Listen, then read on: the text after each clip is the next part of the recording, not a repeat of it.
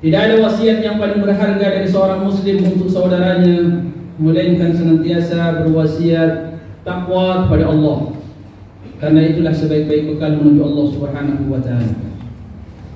Ma'asyiral muslimin ibadallah, kita tahu dari Al-Quran dan Sunnah Nabi sallallahu alaihi wasallam mengajarkan kepada kita bahwa sesungguhnya hari kiamat kelak semua perbuatan dosa kita akan dikumpulkan oleh Allah Subhanahu wa taala, baik dosa kita kepada Allah secara khusus atau dosa kita terhadap sesama. Begitu juga amalan saleh yang kita amalkan akan dikumpulkan oleh Allah, baik amalan saleh yang khusus bagi Allah Subhanahu wa taala dan juga amalan saleh yang terkait dengan sesama. Maka ma'asyiral muslimin ibadallah, bagi seorang muslim yang hanya memperhatikan hubungannya dengan Allah, maka tentunya dia tahu dan dia mendengar hadis Nabi SAW tentang orang yang bangkrut hari kiamat. Mereka yang hanya memperhatikan hubungan dia dengan Allah, namun kezaliman terhadap sesama tidak dia perhatikan. Sehingga Nabi SAW mengabarkan orang ini orang yang bangkrut, orang yang muflis, datang membawa salat, kemudian pahala yang terkait dengan amalan khusus bagi Allah, namun banyak kezaliman yang dia lakukan terhadap sesama, sehingga Nabi mengabarkan yang tadinya dia membawa pahala banyak, akhirnya dijebloskan oleh Allah ke dalam neraka Jahannam. Wal'iyadzubillah. Ma'asyiral muslimin ibadallah, interaksi kita dengan sesama yang paling banyak kita lakukan itu lewat jual beli. Maka ahlul ilmi, para ulama kita menyimpulkan orang yang melakukan transaksi dengan sesama tidak keluar dari 3 kelompok. Kelompok yang pertama, saat melakukan transaksi dengan orang lain yang ada di pikirannya bagaimana dia untung, tanpa mau tahu saudaranya rugi, kena tipu sama dia, yang penting dia untung. Orang yang seperti ini adalah orang yang akan bangkrut hari kiamat, karena dia tidak pernah memikirkan saudaranya kena tipu sama dia atau rugi atau terzalimi, yang penting dia untung. Kemudian yang kedua, ada orang yang transaksi, kata ulama rahimahullah, dengan orang lain yang ada di benak dia keadilan. Saya tidak mau menzalimi saudara saya tidak mau memakan harta dia dengan cara yang haram, sebagaimana saya tidak ridha dia menzalimi saya, dan saya tidak ridha dia memakan harta saya dengan jalan yang haram. Dia tidak mau zalim dan dia juga tidak mau dizalimi. Orang seperti ini, kata ulama, orang yang selamat, orang yang setiap berinteraksi dengan orang lain yang ada di benaknya, jangan sampai saya menzalimi saudara saya dan jangan sampai saudara saya menzalimi saya. Sebagaimana dia takut terhadap dosa, dia juga sayang sama saudaranya, jangan sampai saudaranya juga itu mendapatkan dosa gara-gara dia. Kemudian ada kelompok yang paling baik yang ketiga, yaitu orang yang setiap kali berinteraksi, transaksi atau berinteraksi dengan orang lain atau transaksi apa saja yang ada di benak dia, bagaimana saudara saya untung sekalipun saya rugi. Orang yang seperti ini, ibadallah, yang ketiga ini pernah didoakan oleh Nabi SAW. Semoga kita semua yang hadir termasuk di dalamnya. Orang yang ketiga ini pernah dikabarkan oleh Nabi SAW di hadis yang diriwayatkan oleh sahabat Jabir, diriwayatkan oleh Imam Bukhari dan Muslim rahimahullah. Kata Nabi SAW, rahimallahu ra'an, rahimallahu rajulan samhan idza ba'a wa idza ishtara wa idza qada wa fi riwayah wa idza qada. Semoga Allah merahmati, semoga Allah menyayangi yang berdoa Nabi. Kita yakin kalau Rasulullah berdoa pasti dikabulkan. Kata Nabi SAW, semoga Allah merahmati, menyayangi, menurunkan rahmatnya kepada seorang hamba yang dia memiliki sifat samhan. Apa itu samhan? Ada 2 makna. Samhan itu, kata ulama, satu, dia senantiasa orang yang mudah dalam berinteraksi dengan orang lain, tidak menjelimet, tidak ribet, tidak susah. Dia memudahkan, setiap kali berinteraksi dengan orang, dia memudahkan. Orang yang mudah untuk diajak damai, diajak berunding, dia mudah. Kemudian samhan juga maknanya dermawan. Setiap kali dia berinteraksi dengan orang lain atau bertransaksi dengan orang lain, apapun akadnya, dia orangnya senantiasa selalu memberikan yang terbaik untuk saudara. Kata Nabi Shallallahu Alaihi Wasallam, orang yang seperti ini itu dirahmati oleh Allah Subhanahu Wa Taala. Dia senantiasa memikirkan keuntungan saudaranya saat dia sebagai penjual. Saat sebagai penjual, apa yang terjadi saat ini mayoritasnya, kebanyakan yang ada di benak orang beruntung. Saudaranya kena tipu sama dia, yang penting dia untung, tidak ada masalah. Yang terpenting bagi dia untung. Kata Nabi SAW, orang yang didoakan oleh Nabi mendapatkan rahmat Allah Subhanahu Wa Taala saat dia menjual barang. Dia orangnya dermawan, kemudian tidak menjelimet, tidak susah berhadapan dengan pembeli. Bagaimana gambarannya? Kata ulama rahimahullah sederhana. Ini peluang untuk mendapatkan pahala bagi kita yang menjual barang atau sebagai penjual. Saat ada seorang pembeli, kemudian mungkin barang yang dia beli harganya 20.000, kurang uangnya 1.000, yang ada cuma 19.000. Ya udah kasih saja. Orang tipe seperti ini dia ngasih, ya udah tidak apa-apa, cuma kurang 1.000. Tapi kita dapatkan seorang penjual hanya 1.000 dia tidak mau. Susahnya minta ampun. Sekalipun saudaranya membutuhkan barang yang dia punya.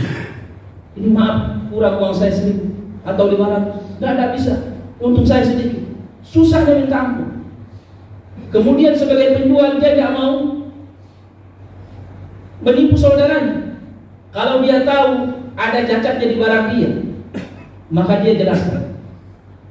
Saya kenal ada seorang ketika dia menjual laptop bekas, itu harga pasarnya secara lahir sekian, tapi dia mengatakan, ya ini laptop saya ada cacatnya sekian, jadi harganya itu.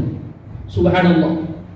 Dan banyak ketemu orang seperti itu. Saat menjual barang, yang terpenting bagi dia saudara dia untung.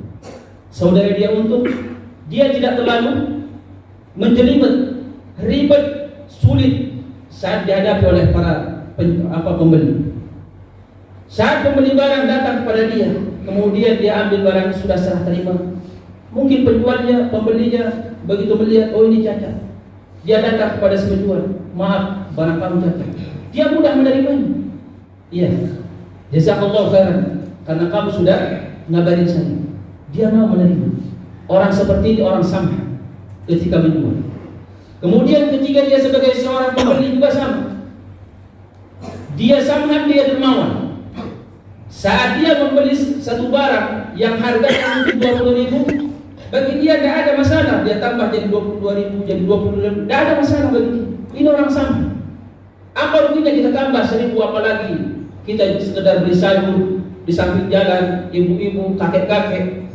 Kita tambah 2.000, kita tambah 5.000, bahkan 10.000. Apa ruginya? Kita dapat doa dari Nabi SAW. Tapi maaf, banyak saat ini kita dapatkan seorang pembeli saat membeli barang atau sayuran yang penjualnya itu nenek-nenek, kemudian dihitung dan dibandingkan dengan harga di tempat yang lain, cuman itu apa mahal 1.000, itu dia tidak mau beli. Waliyadzubillah. Bahkan dia tawar. Bahkan ada seorang pembeli setengah jam tawar menawar. Hanya tidak mau dia rugi 1.000, 1.000, 5.000 tidak mau rugi. Subhanallah. Kata Nabi samhan idza ba'a wa idza ishtara. Ketika dia membeli, orangnya enak. Dia dermawan.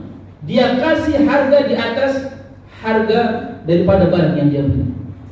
Kemudian kata Nabi SAW, orang ini juga saat dia iqtada, saat menagih kepada orang lain, saat dia menagih atau saat dia ditagih, itu dia juga tidak ribet. Dia tidak marah saat ditagih. Karena banyak saat ini kita dapatkan dia sudah jatuh tempo, kemudian dia tidak bayar, begitu ditagih marah. Apalagi dengan kata-kata kasar, lebih marah lagi. Kata Nabi SAW, li sahibil haqqi maqal. Orang yang punya hak untuk marah. Maka Nabi SAW pernah dimarahi oleh seorang sahabat. Kenapa? Karena dia datang kepada Rasulullah mau menagih. Kemudian Nabi belum mendapatkan. Akhirnya agak tertunda sedikit. Sahabat itu marah.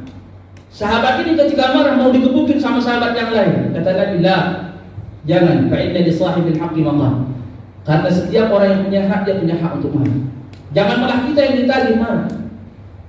Orang ini kata Nabi SAW saat ditagih samhan, dermawan. Gimana dermawannya? Satu, dia tidak menunda. Karena maqnul ghani zulmun. Orang yang punya utang kemudian sudah jatuh tempo dan dia mampu untuk bayar, tapi dia tunda, kata Nabi, dia mengumpulkan dosa kezaliman. Tapi orang ini tidak samhan, dia dermawan. Bagaimana kata ulama rahimahullah? Saat dia bayar hutangnya, boleh dia tambah, mungkin hutangnya 1 juta, dia tambah 1.500.000, 1.100.000, dan itu tidak riba, kata ulama.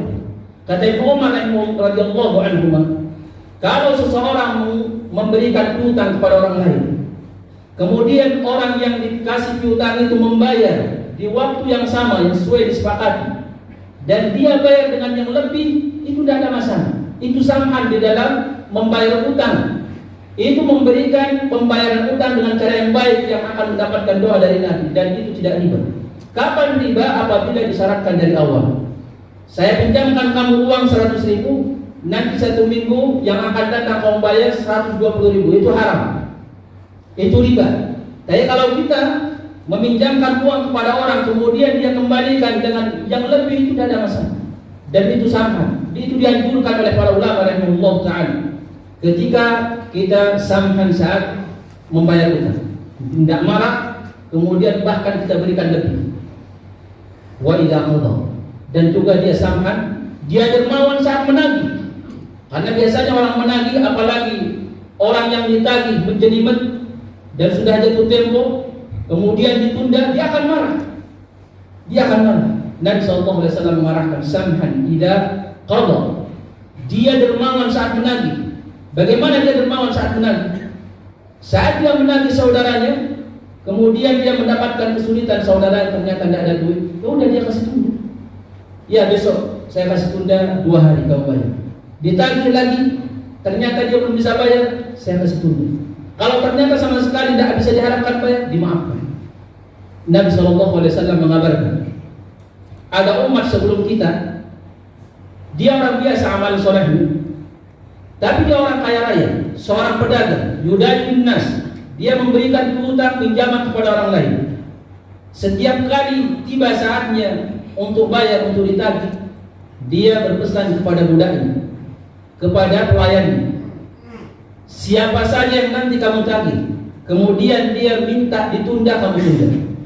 Kalau ternyata nanti yang kamu tagih, dia sama sekali orang miskin dan sanggup bayar, udah maafkan, diikhlaskan saja. Itu kebiasaan dia selama menjadi pedagang. Saat dia wafat, dikabarkan kepada Rasulullah oleh Allah Subhanahu wa ta'ala lewat wahyu. Orang ini dihadapkan kepada Allah, ya fulan madza amilta? Wahai hambaku, amalan apa yang bisa kamu andalkan? Orang ini mengatakan, amalan saya biasa saja ya Allah. Tidak ada amalan yang menurut saya lebih utama. Amalan saya biasa saja, saya orang biasa. Kata Allah, coba kamu ingat, barangkali ada amalan kamu yang senantiasa kamu jaga. Akhirnya hamba ini mengingat, ternyata dia ingat. Ya, dulu waktu di dunia saya orang kaya raya, saya seorang pedagang.